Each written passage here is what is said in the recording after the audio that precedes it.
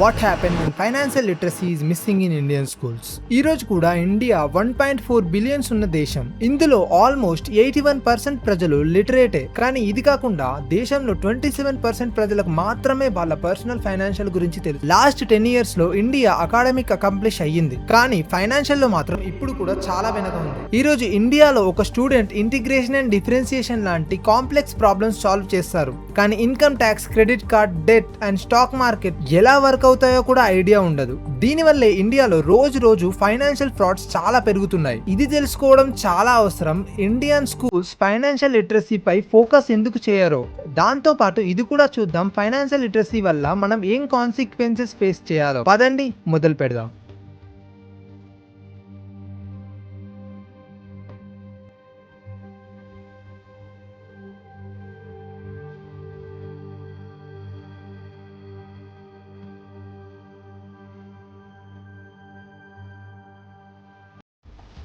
The systematic failure. Schools teaching mark, not money. ఇండియాలో financial లిటరసీకి problem main reason మన schools systematic theory పైన ఎక్కువ focus చేస్తాయి, real life skills పైన అస్సలు చేయవు. అందుకే మనకు చిన్నప్పటి నుంచి ఆల్జీబ్రా, పీరియాడిక్ టేబుల్స్ గుర్తుంటాయి, but basic things like budget చేయడం ఎలా, లోన్ ఇంట్రెస్ట్ అర్థం చేసుకోవడం, క్రెడిట్ కార్డ్ ట్రాప్ ఏంటి, ఇది ఎవరు నేర్పించరు.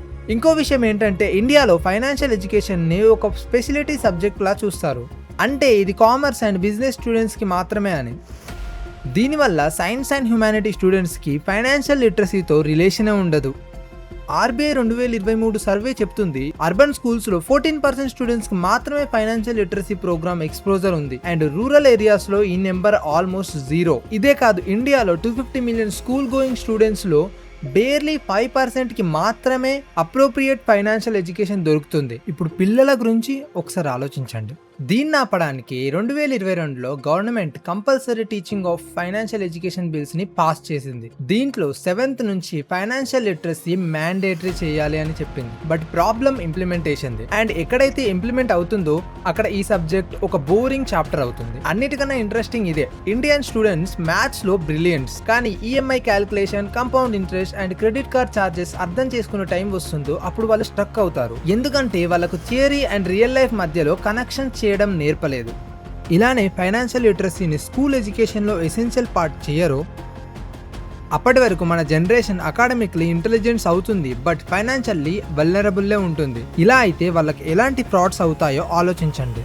Consequences: credit card debt and EMI trap. ఈ రోజుల్లో యంగ్ ఇండియన్స్ లోన్ ఎసెన్షియల్ వస్తువులు కొనడానికి కూడా క్రెడిట్ కార్డ్ యూజ్ చేస్తున్నారు, అంటే phones, gadgets, shopping, travel etcetera, and అన్ని ఈఎంఐలో తీసుకుంటున్నారు. ఇది తెలుసుకోకుండా దాని యాక్చువల్ కాస్ట్ ఎంతో అని. ఒక లేటెస్ట్ సర్వే ప్రకారం ఫెస్టివల్ సీజన్స్ లో 42% క్రెడిట్ కార్డ్ యూజర్స్ 50,000 కంటే ఎక్కువ స్పెండ్ చేశారు. 2025లో online credit card usage 22% increase అయింది. E commerce through 4.8 million transactions అయ్యాయి, కానీ ఫిజికల్ స్టోర్స్ లో 4.2 మిలియన్ మాత్రమే. బట్ ప్రాబ్లం ఏంటంటే ప్రజలు క్రెడిట్ కార్డ్ ని ఒక నార్మల్ పేమెంట్ టూల్ అనుకుంటున్నారు, because they see cash back offers, discounts, reward points. But reality ఏంటంటే క్రెడిట్ కార్డ్ ఒక డెట్ ఇన్స్ట్రుమెంట్, అండ్ ఇండియాలో క్రెడిట్ కార్డ్ పేమెంట్ టైమ్ లో అవ్వకుంటే యాన్యువల్ ఇంట్రెస్ట్ రేట్ 42 to 46% వరకు వెళ్తుంది. అంటే కేవలం మీరు 20,000 స్పెండ్ చేసి మొత్తం అమౌంట్ క్లియర్ చెయ్యరు, అప్పుడు ఆ డెట్ స్నోబాల్ అయ్యి డబుల్ అండ్ త్రిబుల్ కూడా అవుతుంది. వింత ఏంటంటే ఈ క్రెడిట్ కార్డ్ యూసేజ్ లో మిడిల్ క్లాస్ చాలా వల్నరబుల్ గ్రూప్. డాటా ప్రకారం 45% మిడిల్ క్లాస్ హౌస్ హోల్డ్స్ వాళ్ళ మంత్లీ ఇన్కమ్ లో 40% జస్ట్ డెట్ రీపే చేయడానికే వాడుతున్నారు.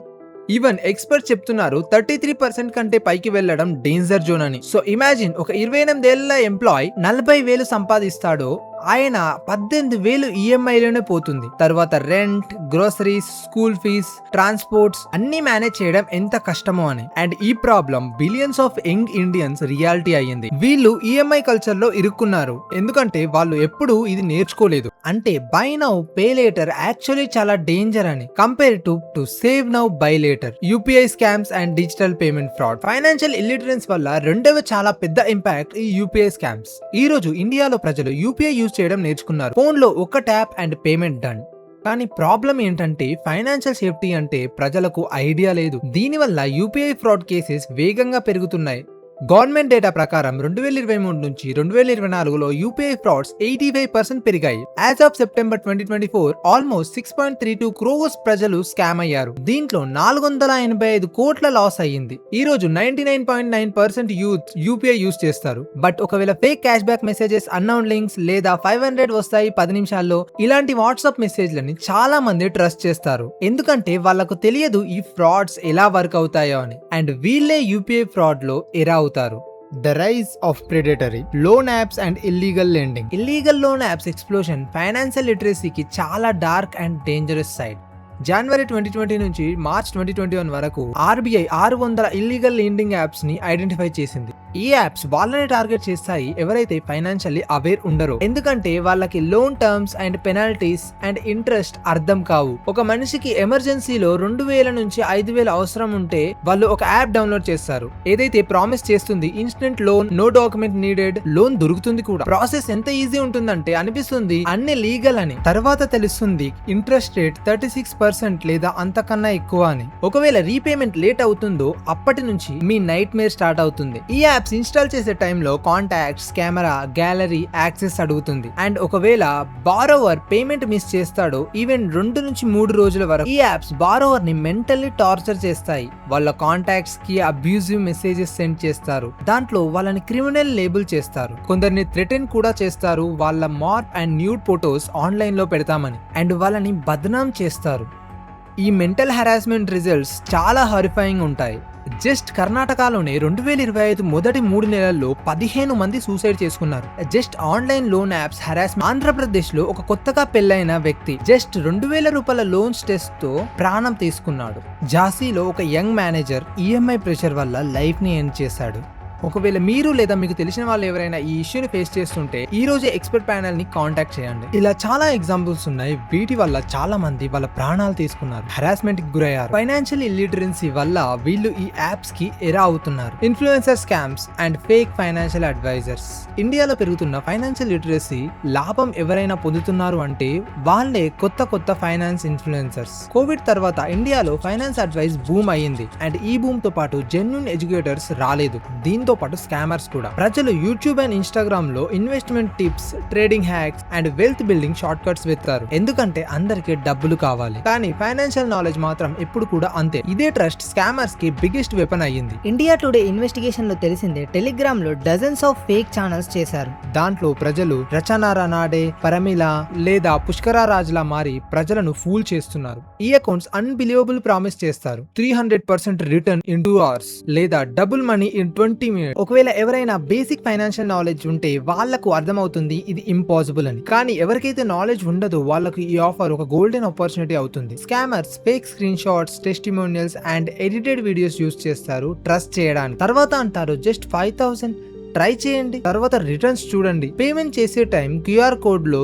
ఏదో ర్యాండమ్ పేరు వస్తుంది, లైక్ మరూ ఖాన్ లేదా సుందాక శ్రీసాగర్. ప్రజలు క్వశ్చన్ చేస్తే అంటారు you know me, trust me. దీంట్లో చూడాల్సింది ఏంటంటే ఈ స్కామ్ విక్టిమ్స్ తెలివి లేని వాళ్ళు కాదు, ఫైనాన్షియల్లీ అన్ప్రిపేర్డ్ ఉంటారు. ఒక షాకింగ్ కేసులో ఒక బిజినెస్ మ్యాన్ 1.6 crores లాస్ అయ్యారు. ఎందుకంటే స్కామర్స్ ఒక సింగపూర్ బేస్ ఇన్వెస్ట్మెంట్ లాగా మాట్లాడారు. ఫస్ట్ వాళ్ళు తక్కువ అమౌంట్ డిపాజిట్ చేయమని అండ్ అది సక్సెస్ఫుల్ చూపించారు జస్ట్ ట్రస్ట్ కోసం. తర్వాత విక్టిమ్ 21 ట్రాన్సాక్షన్స్ లో లక్షలు పంపాడు. అండ్ తర్వాత తెలిసింది వెబ్సైట్ ఫేక్ అని.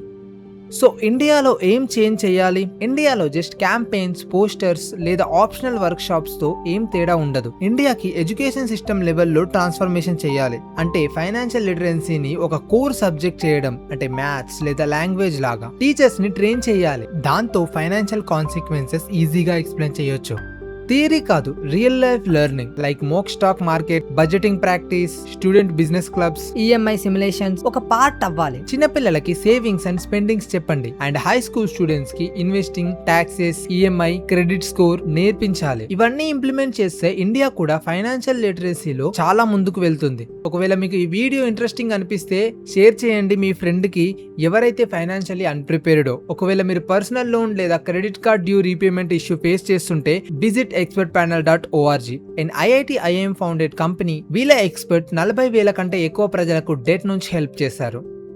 నేను మిమ్మల్ని కలుస్తాను ఇంకో కొత్త వీడియోలో ఇంకో కొత్త స్టోరీతో. అప్పటి వరకు జాగ్రత్త. అండ్ ఇక్కడ వరకు వీడియో చూసినందుకు థ్యాంక్ యూ సో మచ్.